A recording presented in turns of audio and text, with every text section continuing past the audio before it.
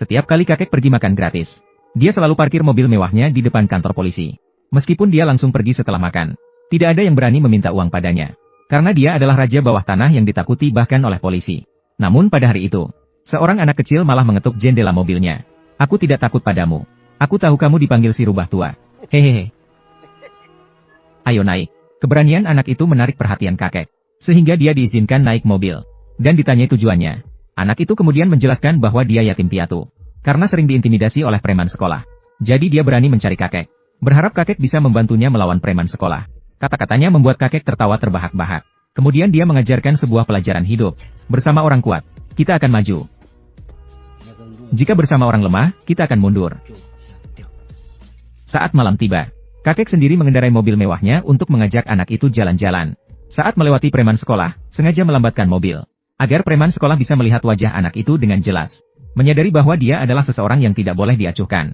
Dan anak itu mulai tergila-gila pada kekuasaan. Maka dia mengajukan permintaan kedua kepada orang tua itu. Aku ingin seperti kamu. Kamu juga ingin seperti aku, kan? Sangat menyenangkan. Begitulah seharusnya. Aku tidak salah melihat. Kamu harus senang agar aku bisa mengajarmu. Sejak itu, orang tua itu mengangkat anak itu sebagai anak angkatnya. Tidak hanya mengajarkan semua keahliannya seumur hidup padanya, juga mempercayakan manajemen semua bisnis hitam dan putih di bawahnya. Dan lelaki itu tidak memenuhi harapan tinggi lelaki tua itu. Dalam waktu 5 tahun, berhasil mendirikan grup dagang kekaisaran yang terkenal. Berdiri di puncak dunia. Seorang jenius bisnis sesungguhnya. Namun pria itu dengan cepat bosan dengan kehidupan seperti itu. Memutuskan untuk menyerahkan manajemen grup kepada bunga sekolah menengah. Sementara dia sendiri memilih untuk hidup sebagai orang biasa yang tak dikenal. Dia menikahi seorang wanita biasa. Mendukung wanita secara diam-diam untuk memulai bisnis. Dengan bantuan seorang pria, perusahaan ginseng yang didirikan oleh wanita segera mencapai nilai pasar triliunan. Masuk ke dalam daftar Fortune 500. Dia juga menjadi tokoh terkemuka di dunia bisnis Provinsi Selatan. Pada suatu hari, pria itu pulang dengan mengendarai sepeda listrik kecil. Tiba-tiba melihat istrinya bersama tuan muda Zheng, berpelukan dan berciuman di depan rumah. Tang Ruosui, kamu harus menjelaskan dengan baik kepada saudara berambut hijau ini. Chen Fei, aku beri kamu 2 pilihan. Pertama, seolah-olah tidak melihat insiden ini. Kedua, atau kita bercerai. Pergilah kembali ke desamu. HMPH, seolah-olah aku tidak tahu. Membuatku menjadi kura-kura berambut hijau. Kita sudah menikah selama 5 tahun. Semua ini karena aku yang memeliharamu. Apa hakmu untuk berbicara tentang karakter? Bercerai. Suami yang tidak memiliki apa-apa, memilih untuk bercerai. Akhirnya, dalam waktu singkat 5 tahun, nilainya mencapai miliaran. Memiliki kekuasaan dan pengaruh. Sudah ditakdirkan menjadi jenius bisnis yang akan berdiri di puncak dunia. Apakah kamu benar-benar rela bercerai denganku?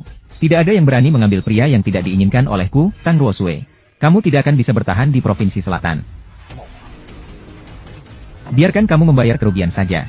Pria itu berkata tanpa ekspresi. Sebenarnya, 80% dari keuntungan kelompok ginseng berasal dari kelompok Dihao. Jika kelompok Dihao menghentikan kerjasama, kepercayaan diri wanita akan lenyap seketika. Wanita menertawakan pria setelah mendengarnya berbohong lagi. Sungguh bermimpi di siang hari. Menghela napas dan berpura-pura. Kamu benar-benar kasihan mencoba mendapatkan kembali harga diri dengan berbohong. Aku akan menunggu di sini hari ini. Ayo lihat bagaimana Chen Fei akan menghancurkan kelompok ginsengku. Bagaimana kalau kita bertaruh? Kita tunggu dan lihat. Sekarang pergilah dengan sampahmu. Pria itu dengan cepat menyiapkan barang-barangnya dan bersiap untuk pergi. Sekarang dia hanya ingin menjauh dari masalah. Mencari tempat yang tenang untuk beristirahat. Apa arti dari jarak terjauh? Tiba-tiba munculnya ibu mertua dan adik ipar. Menghalangi jalannya. Ibu mertua menendang koper pria itu. Sementara aku berada di lapisan tertinggi. Lantai ke-18. Mencurigai dia mencuri barang. Dan memerintahkan petugas keamanan untuk menangkap pria itu. Saat istri yang berhasil menelepon. Hari ini aku akan mengajarmu pelajaran. Apa arti jarak terjauh? Posisi kamu. Berada di lapisan terbawah grup ginseng. 1 lapisan. Sementara aku berada di lantai tertinggi. Lantai 18. Inilah perbedaan di antara kita. Meskipun berada di tempat yang sama, tetap merupakan dunia yang berbeda. Aku segera akan menjadi mitra resmi untuk grup Dihao segera. Hanya aku yang memiliki kehormatan ini di seluruh Provinsi Selatan. Seluruh dunia bisnis di Provinsi Selatan akan merayakan untukku. Setelah hari ini, aku akan segera menguasai Provinsi Selatan. Keadaan seperti ini, aku pasti akan membuatmu melihatnya dengan mata kepalamu. Jangan buang-buang waktu dengannya. Kalau menurut pendapat saya, dia perlu dihukum. Dia hanya tahu mendengarkan. Chen Fei, aku sudah peringatkan kamu. Setelah meninggalkan aku, tidak ada apa-apa. Benarkah?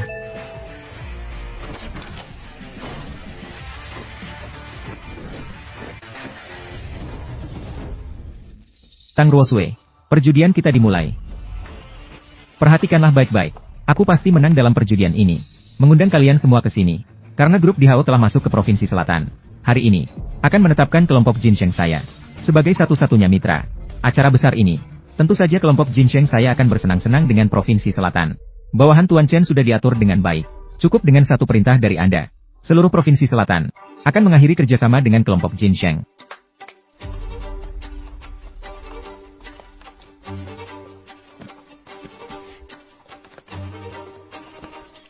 Lebih baik bersenang-senang bersama. Masa depan kelompok Jinsheng tidak dapat diukur. Kalian bisa mengikuti atau hancur. Apa maksudnya, Pak Tan? Entah itu atau tanda tangan perjanjian ini. Keuntungan ada di tangan Anda. Akan diberikan kepada kelompok Jinsheng 20. Atau, mengakhiri kerjasama dengan kelompok Jinsheng. Kalian akan diusir dari pusat Provinsi Selatan. Aku memberikan kalian 10 detik untuk memikirkannya.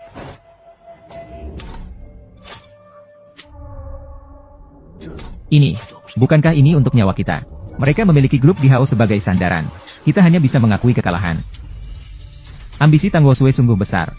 Ingin menelan seluruh Provinsi Selatan. Mulai, mengumpulkan kontrak.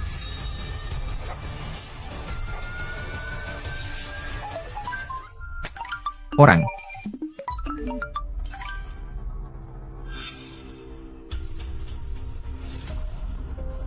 Semua orang dengarkan.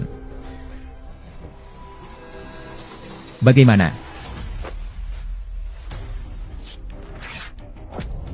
Kalian tidak boleh bekerja sama dengan keluarga Chen di masa depan. Mengakhiri kerjasama dengan grup Jinsheng. HMPH. Chen. Menyinggung saya. Kau akan terisolasi. Akan diboikot oleh seluruh Provinsi Selatan. Semua orang, dengarkan. Kalian tidak boleh bekerja sama dengan keluarga Chen di masa depan. Bos Tang. Kau pikir semua orang? Apakah ada orang yang berbagi posisi dengan Anda? Lin.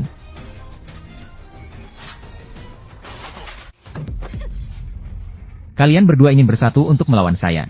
HMPH, lucu. Saya sama sekali tidak kekurangan. Kalian dua pedagang ini. Kalian sekarang keluar. Tidak akan menggoyahkan dasar grup Jinsheng saya. Saya ingin melihat, apakah masih ada yang berani mengikuti kalian. Kamu.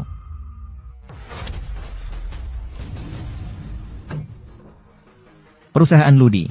Mengakhiri semua kerjasama dengan grup Jinsheng. Grup Chengyi. Menghentikan semua kerjasama dengan grup Jinsheng. Perusahaan Rui Peng. Menghentikan semua kerjasama dengan grup Jinsheng.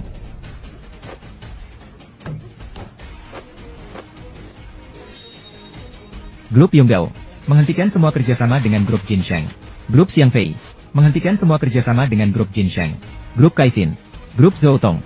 Grup Jiangshan. Menghentikan semua kerjasama dengan grup Jinsheng. Grup Lange. Grup Peisheng. Grup Hengjing. Grup Yining. Menghentikan semua kerjasama dengan grup Jinsheng. Kalian, mau memberontak ya? Sudah 10 detik. Mengapa kita tidak menerima? Kaisar mengangkat grup Jinsheng. Sebuah pemberitahuan bahwa mereka adalah satu-satunya mitra. Ya. Bos Tang, ada waktu.